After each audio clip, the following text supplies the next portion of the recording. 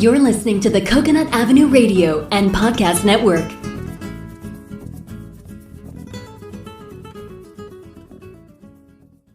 Welcome to Out There on the Edge of Everything, the show that examines, helps you understand, and effectively deal with the interesting edges of life. Broadcasting now from the virtual C344 studios overlooking the edge of Coconut Avenue is your host, award-winning and best-selling author, Dr. Stephen Lesovich.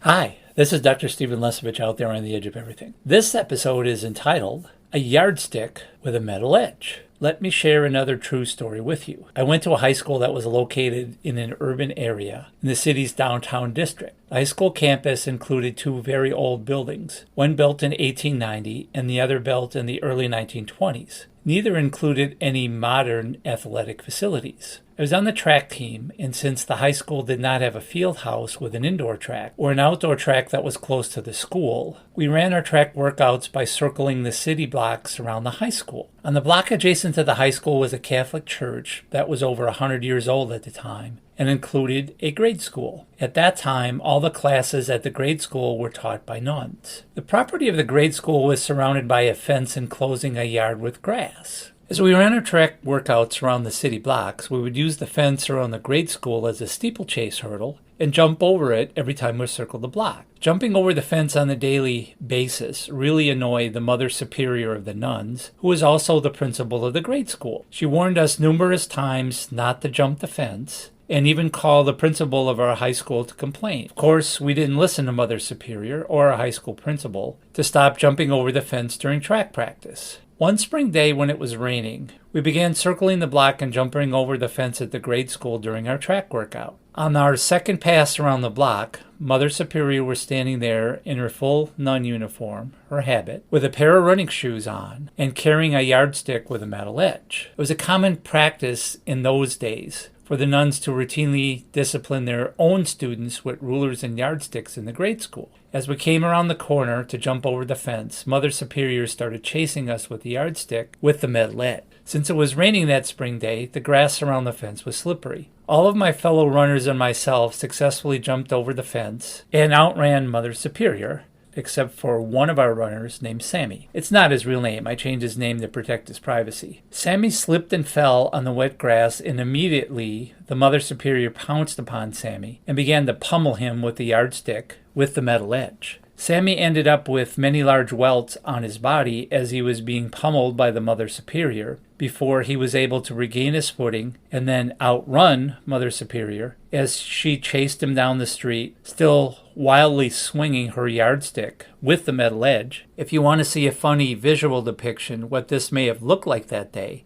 watch the beginning of the Blues Brothers movie from 1980, where Jake and Elle would go back to visit the Mother Superior of the orphanage they grew up in, get whacked by a yardstick in her office. Now, on my blog post on slesovich.com, I've included a YouTube link to a movie trailer with that particular scene from that Blues Brothers movie. Check it out. It's really funny to watch. Now, I realize this sounds crazy, and understand this type of behavior by the Mother Superior would not be allowed in today's world, even by a nun, and could have resulted in the Mother Superior being arrested for assault, battery, and possibly other crimes. However, in those days, this type of behavior was tolerated. For the next week or so, when it was time for track practice, Mother Superior stood outside the grade school with her yardstick with the metal edge. Her physical presence with the yardstick with the metal edge was enough to prevent us from jumping over the fence during our daily runs. That is, the physical presence of Mother Superior with the yardstick with the metal edge directly caused us to modify our behavior and not jump over the fence during track practice. Behavior modification is defined as a process of changing patterns of human behavior over a period of time using motivational techniques. Behavior modification techniques typically include positive punishment, negative punishment, positive reinforcement, and negative reinforcement. The Mother Superior of the grade school with the yardstick with the metal edge was a deterrent to us jumping over the fence and became something that was a behavior modifying technique, including negative punishment, that is the possibility of being hit by the yardstick with the metal edge, and negative reinforcement, that is, avoid making the choice of jumping over the fence because of the negative punishment, being hit with the yardstick with the metal edge. If there is some undesired behavior pattern in your own life you need to change, Try doing it with positive reinforcement. Positive reinforcement includes a desirable response to encourage a new behavior pattern. In this case, the desirable response is ICE, I-C-E.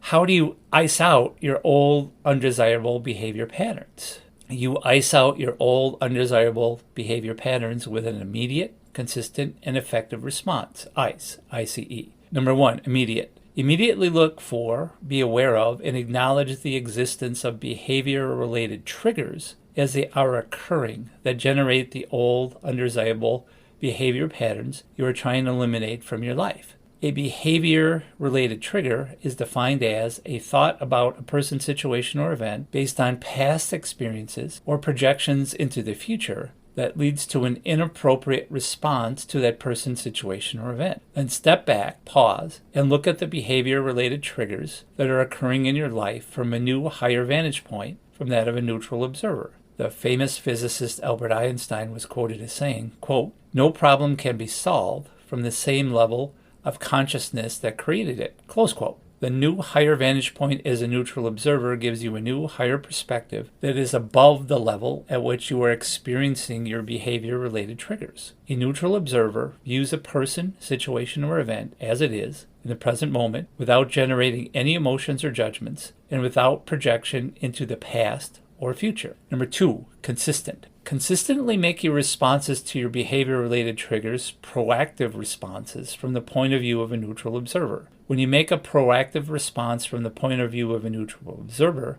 you pause and observe yourself from an empowered state.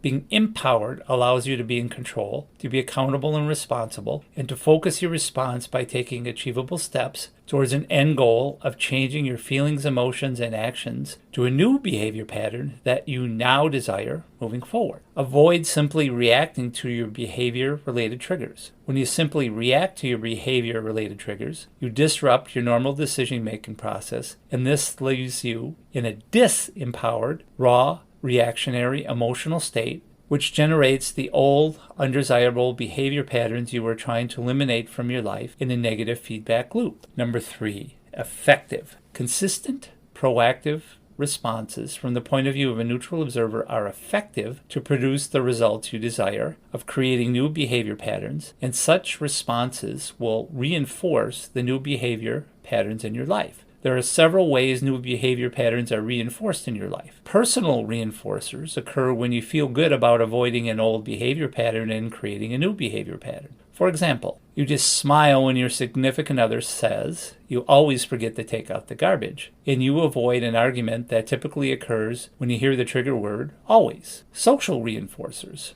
They occur when your friends, family, significant other, etc. notice your new behavior pattern and express positive approval of it. For example, your boss may say, "I appreciate the patience you showed with that client this time. He always has been a difficult person to deal with." And then reward enforcers. They occur when you reward yourself for avoiding an old behavior pattern and creating a new behavior pattern. When you react to a behavior-related trigger to avoid an old behavior pattern and create a new behavior pattern, you then reward yourself by getting your nails done, getting a massage, taking a bubble bath, buying a new item of clothing, buying a new pair of shoes, ordering a special dessert when you go out to eat, buying tickets to a sporting event, buying a new tool, etc. However, be careful not to overdo the reward reinforcements, because if you do, you may actually create a new undesirable behavior pattern in your life. If you need any incentive at all and a visual not to create